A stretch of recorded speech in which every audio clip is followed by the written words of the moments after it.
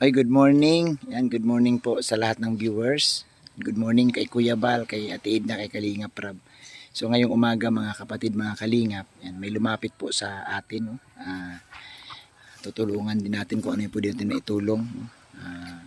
Kawawa daw ito dahil nga wala na yung kanyang nanay at ang tatay niya na lang po ang kasama. So samahan nyo ako.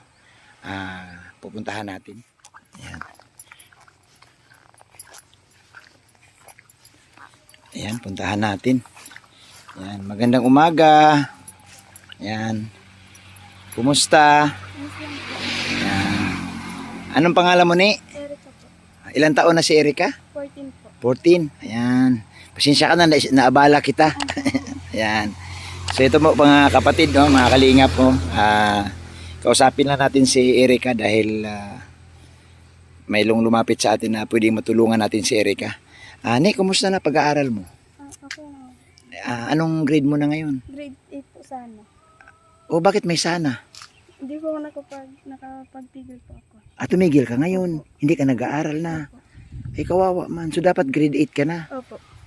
Anong dahilan, ni? Ba't natigil ka? Wala pong pang-baon araw-araw. Ay, kawawa man si Erika. Balita ko ni,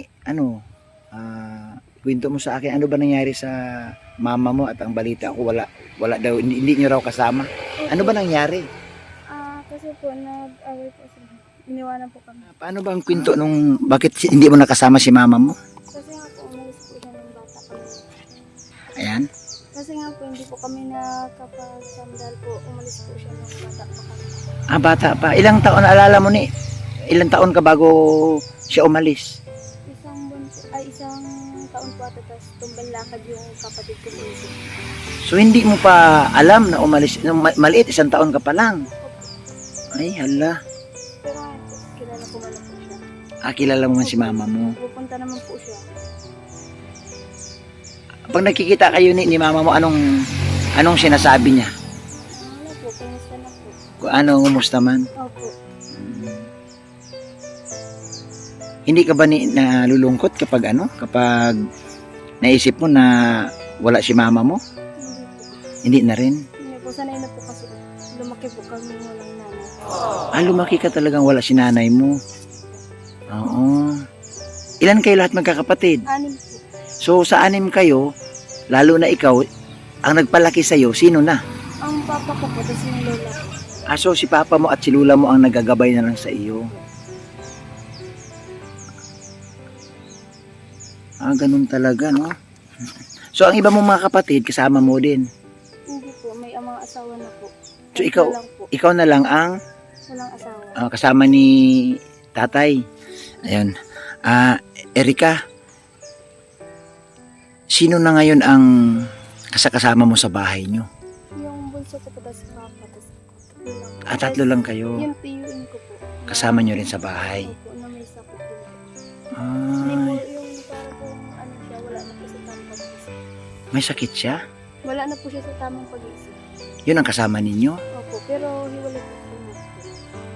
Pero sino nagbabantay sa kanya doon? Ano po, kami na lang yun po. Pailiwanag mo nga, Erika, paano mo nasabi na wala na sa tamang pag-iisip? Kasi po, kung ano-ano pong pinagsabi niya. Tapos simula daw po kasi noon, hindi na po siya nakapag-ano. Minsan po kaaway po yung isa niya kapatid. Pero hindi ka man niya inaaway. Hindi naman po, mabait po sa amin. Mabait man din sa'yo. Nakikilala po naman po kami.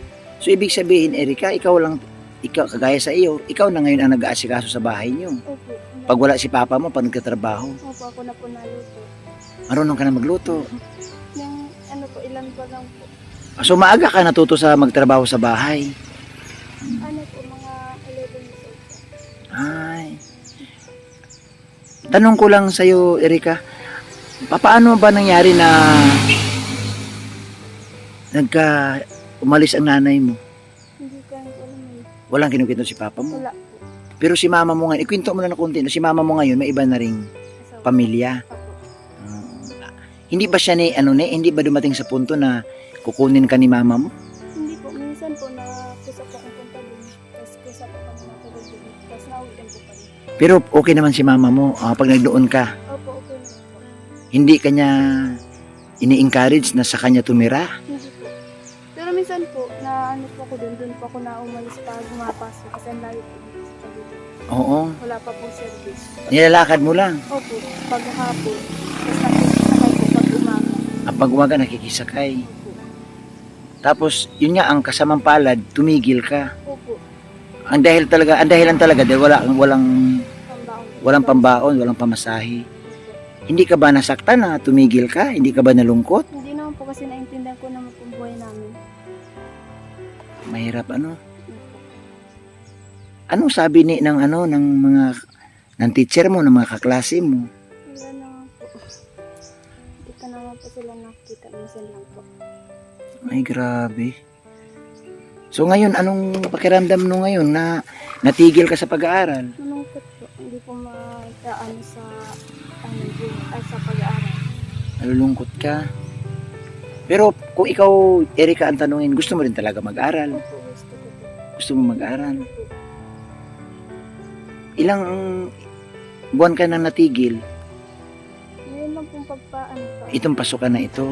Pero nakarang taon naman, nakatapos ka Opo, ng grade 7. ng grade 7. So, ang ngayon, itong grade 8, wala ka talaga, hindi ka talaga. Hindi ba, Erika, hindi ka humingi ng saklolo kay mama mo? Minsan lang po, pag wala na po talaga. Ibig ko sabihin, hindi ka lumapit sa kanya na, ganun ma, paaralin mo ako. Kasi gusto ko mag-aral, hindi ka lumapit sa kanya. Kasi nga, no, maliit ka pa lang, iniwan ka na, no? 1 taon ka pa lang. Opo, guys, tumalakad po. Yung kapatid mo, tumbanlakad. Ano, Erika, ang naramdaman mo ngayon sa mama mo na, imbang hindi mo ba naisip na kung kasama mo sana si mama mo, dapat siguro tuloy-tuloy ang pag-aaral mo at may kasama ka sa bahay. Ano po, malungkot din po minsan. Pero di naman po ako Nagpapatalo. Opo, di naman po ako nagagalit sa kanya. Ang bait mo. Oo. Grabe. Sayang nanghinayang kasi ako na natigil ka, no? Kaya lang sabi mo nga, wala kang pamasahe. Mahirap yun pag wala kang pamasahe. At saka siyempre may mga ibang pangailangan sa school. So ganito, ikaw naglalaba ngayon. Opo, Sa mga labahing bahay, trabahong bahay. nang papa ko tas O, tanungin kita, anong trabaho ni papa mo? nagbibinwit po sa dagat. Ibig sabihin, kung ano-ano lang pwedeng trabaho, pwedeng pasukin. Opo, kung saan-saan na lang po kakawit po ng nyug. Yung nyog. Sa madaling sabi, kung anong pwedeng trabaho, ginagawa ni papa mo para may pambili kayong bigas. Opo, minsan po nangungutang. Pag walang-wala. Opo, kasi minsan napunta po kay mama, nahiram. Ay, naranasan mo yung ganun. Opo, Ang buti, nagpapahiram naman si mama mo. napahiram naman po. Pag wala po talaga sila, bigas na lang po pinihiram namin. Ay, grabe. Nakakalungkot yung kwento mo, Erika. Naiyak ako. Mabuti ni, malakas ang loob mo. Hindi mo ba tinatanong ang sarili mo, bakit sa'yo nangyari itong ganito na gusto mo sanang makatapos ng pag-aaral? Hindi naman po. Naiintindihan ko naman po ang buhay namin. Unawaan mo talaga. Wala namang galit sa puso mo. Wala naman po. Wala naman po kung naanon kay mama. Pero yung isa pong kapatid, meron po siyang galit minsan. Pero minsan po wala naman. Iniisip niya po kasi yung pag-iwan sa akin. Kaya po minsan nagagalit siya. Galit siya. Pero sinasabihan ko naman po. Baga ikaw na lang nagpapaunawa. Opo. Anong sinasabi mo sa kanya? Hindi ko huwag ka magalit. Ginawa yun ni mama dahil sa kagustuhan niya. Yung po sinasabi ko sa kanya. Pero minsan po hindi mo po kami nagalit. Wala po kami ng time na magalit sa kanya. Bait mo, no? Kasi alam mo, Erika, yung ibang mga bata, ano yan, yung gano'n na iniwan sila, may galit sila sa nanay nila. Wala naman po kasi po naintindihan ko naman din po, hirap din po kami nun. Mahirap din. Ibig sabihin, dahil sa kahirapan. Opo. No, dahil sa kahirapan talaga ang nangyari. Opo. Ayan. So, kunan kita ng bati. Kunyari, example lang, Erika, bigyan mo ng mensahe si mama mo. Anong pwede mong mensahe na ibigay mo sa kanya? Kunyari, mapanood niya ito. Ano po na ano sa sana po habang buhay sila magsama ng ano niya bago. Ay, ang panawagan mo o pakiusap mo na magsama sila ng kanyang bagong pamilya. Opo, hindi na po umalis. Ay, hindi na po mangyaring nakaraan. Opo. Ay, grabe. Bakit hindi mo mainisip, Erika, na magbalik siya kay papa mo? Hindi na po. Ayaw na rin siguro ni papa mo? Ayaw na rin po.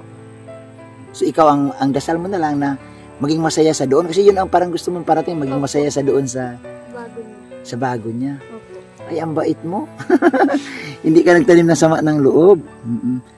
O message mo na lang kay papa mo kung sakaling mapanood niya ito. Ano po, sana po hindi po sumasawa sa amin na mag-alaga at maghanap din. Dahil babawi rin po kami sa habang buhay ng pag-aalaga sa amin. O, pag si papa mo naman ang matanda na, ikaw na rin mag-aalaga. Opo, mga 16 na po kayo sa 20 eh. Senior na siya. Opo. So, kagaya niyan, ikaw talaga ang nasa kanya. Pero din ang araw, ikaw mag-aalaga kay papa mo kung sakaling dating ang panahon na siya ay mahina na at matanda na. Ano? Opo. Oo. Erika, hingan kitang message. Ano ang message mo doon sa mga katulad mo, no, na masaya, nakakapag-aral sila? Anong pwede mong ibigay sa kanilang mensahe na sila ituloy-tuloy ang pag-aaral? Ituloy-tuloy lang po nila ang pag-aaral nila kasi habang buhay nila po yung dadalhin. At matutulungan nila po ang iba. Ay. Oo. At yan, message mo rin naman doon sa mga katulad mo na natigil sa pag-aaral. Anong pwede nilang gawin? Maghanap po ng parang para po makapag-aral. Kaya po magtigil dahil sa Kahirapan. Opo. At kung May pagkakataon, aral ulit. iyo po. No? Kagaya sa'yo, gusto mo rin makapag-aral sa sunod na taon. Opo. Ako na, Erika, naway next year, naway makabalik ka sa pag-aaral, ano? Magtiyaga ka lang, ha? Dasal. Dasal at huwag malungkot, ha? Maging masaya lang dapat kasi, siyempre, kagaya sa iyo na may pinagdadaanan, wala ka bagang nanay, di ba? Di ba, kung tutuusin, hindi ka ba naiinggit pag nakita mo sa school, pag andoon yung mga magulang, pag may mga okasyon, andoon yung mga magulang nila, minsan nakiisip mo rin yun, na sana nandito yung nanay mo? Hindi po. Ha? Hindi po. Palagi naman po nakaguide si Papa sa amin. Si papa mo talaga. Opo. Minsan na po siya punta sa induction. Si papa mo. Opo. Ay, guys, galing. Alam mo, Erika, pangarap ko sana makabalik ka sa school no, sa susunod na taon, no? Siguro ngayon, ang maganda ngayon, kahit nasa bahay ka, tuloy-tuloy pa rin yung pagbabasa, no? Kung ano may mga books dyan or may mga pwedeng babasahin kasi nakakatulong yun no? At saka iwasan mo yung malungkot. Iwasan mo kasi pag nalungkot mahirap Di ba? Anong ginagawa mo sa bahay pag ikaw lang? Wala po, nagkakanta. Minsan po, nagbabasa na kung ano meron. Nanonood ng TV? Wala po kami TV. Wala po kong kuryente. Wala kayong kuryente? Opo. Yung bahay ninyo walang kuryente? Wala po. Hindi napakabitan ng kuryente? May napakabitan po siya kaso po hindi na po nabayadan yung bills. So naputulan din? Opo. Matagal na? Matagal na din po, naka 2018 po ata. Ano ang gamit nyo sa bahay? Ano lang po, mga ispatas, bumbilyan lang po. Yung solar? Opo. Mayroon na kayo? At least may liwanag man. May liwanag naman po. Kaya lang wala talaga kayong TV, no? Kasi, Wala po. so ang libangan mo sa bahay mo, anong ginawa? Nagbabasa-basa lang? Opo, nung mga dati ko pong notebook. Binabasa mo? Opo. Di naman po hiningi po yung notebook. Ay, hala, grabe. Hindi ka ba minsan pupunta sa mga kaklase mo? Hindi po. Sa bahay ka lang? Opo. Minsan po napunta po sa kapatid ko. Minsan hindi naman. Erika, ang payo ko sa'yo ganito ha. Pag iwasan mo malungkot, no? Kunyari, nakaramdam ka ng lungkot, umalis ka, punta ka sa mga kapatid mo. Punta ka sa nanay mo, makipag-untuhan ka kasi mahirap pag malungkot ka tapos mag-isa ka lang sa bahay. Hindi naman po ako nalungkot kasi nandun naman po yung mga nadating mo naman po sila papa. Oo. Basta ang ko lang, sakaring iwasan mo malungkot, no?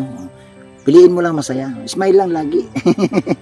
Ayan, ayan, bigyan ko si Erika ng pang merienda. Kasi nakaka-inspired yung kanyang kwento at saka nakakaawa pati sila. Pasensya ka na ha. Opo. Sa naabala kita. Ha? Ito. Pang merienda mo. Salamat Ha? po. Oo. Bilhan mo pasalubong si papa mo. Ha? Oo. At sa susunod, kung sakali, ha, pala rin tayo, pasyalan kita doon sa bahay mo, ha? Oo, kasi malayo yung bahay mo ay nasa looban. Sa tapat po ng bahay niya, may pasukan po. Oo, papasakan doon. Pasyalan kita doon, ha? Ayan. O, nakita kita dito, dito kita naabutan na naglalaba ay. O, banlawan mo na yan. Ay, salamat. Sige po. Ayan, oh. Thank you, ha. Kaway. Ayan. So, yun po, oh. Nakakausap natin. At, malungkot ang kanyang kwento, no? Pero, kakabilib siya dahil matapang, malakas ang loob, no? Hindi siya nagpatinag sa kalungkutan. Alam niyo po, bibihira po yung ganitong klaseng lakas ng loob na ipinakita ni Erica dahil siya po lumaki na walang nanay, no? Ang kwento nga hiwalay at hindi na siya nakatira doon sa nanay niya. Pinili niya na sa tatay niya tumira. At marami pa siyang ibang kwento ng off-cam. Nag-usap kami. Mas nais niya sa tatay niya at gusto niyang alagaan yung kanyang tatay. Napakabait ng batang ito, no? Mga kapatid, mga kalingap. Bibihira ka makakita ng ganitong mga bata na napaka-diehard, no? Napaka-diehard sa kanyang tatay at nagsisikap, no? At hindi siya. Doon ako bumilib nung wala siyang hinanakit sa kanyang nanay. Bagkus ang kanyang panalangin na yung kanyang nanay daw umayos na sa bagong kasama at wag nang mangyari ulit na maghiwalay. Napakasulit, no? Napakasulit nitong kanyang advice. Minsan hindi mo maisip, no, sa isang ganitong klaseng batang napakabata pa, 14 anyos, pero yung isip niya matured niya. Nasanay sila na lumaking sila lang. So yun po mga kalingap, mga kapatid, naway mabisita ko rin yung kanyang bahay dahil ang kanyang bahay ay wala daw silang ilaw at kung malay natin kung ano po ang ating pwedeng maitulong, no, dito kay Erica. Maraming salamat sa inyo mga kapatid, mga kalingap. Muli po, suportahan niyo po yung ating YouTube channel, Bobby TV 143, at makabalik tayo ulit sa pagtulong, no, kung kaya na po nating tumulong. Pansamantala, hanggat wala tayong matutulungan sa reaction tayo at paminsan-minsan po gumagawa tayo ng vlog, no, kung mayroon tayong naipon at mayroon tayong extra na pamtulong sa ating mga kababayan. Muli, salamat sa inyong lahat. Yan, pa-share po ang video ito. God bless mga kapatid, mga kalingap.